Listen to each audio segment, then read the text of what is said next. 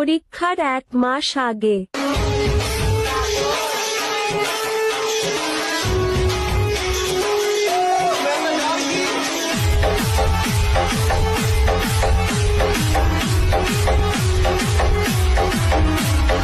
পরীক্ষার 15 দিন আগে।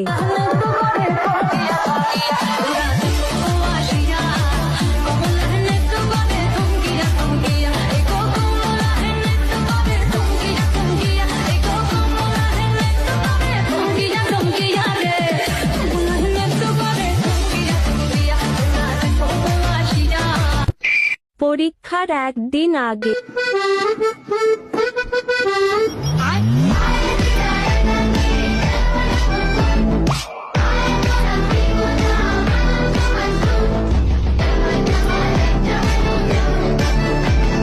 রেজাল্টের দিন।